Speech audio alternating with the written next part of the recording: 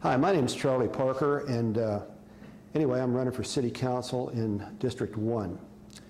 The hot topic item that I have on my agenda is the apartment complex over at the Lamar Overlay area. The problem is that in August of 2005, Katrina hit Louisiana, and in September of 2005, we opened the city of Arlington up to 1,100 refugees that were living in the LZ Odom facility and also with the Salvation Army. The refugees migrated essentially up to the apartment complexes that we were talking about in the President Corner area and the Lamar Collins Overlay area.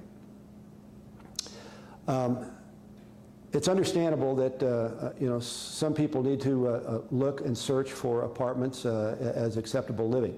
We want to make sure that living is acceptable and up to standards and code.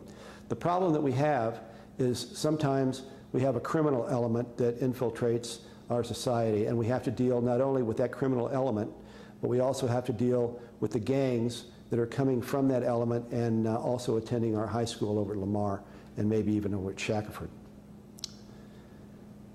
How I intend to deal with this is I'm going to try to invoke a targeted occupancy permit. And what triggers this permit program is if the police are called to a complex 3 times in 2 years, that particular complex is going to fall under this program, and it will require an inspection by the city before occupancy of a vacant apartment can be done. So the city would come in and make sure that the standard of living and the codes are up to the level acceptable for our municipal environment. What then occurs is that if it doesn't pass the statutes of black mold or bug infestation or lead paint or asbestos, then the owner would have to make sure that those things are complied with prior to somebody residing in that particular apartment. If the owner complies with it, that's great. We have ourselves a good apartment with standards of living that are acceptable to the city of Arlington. If not, however, he may find it very onerous to fix those things and financially unfeasible.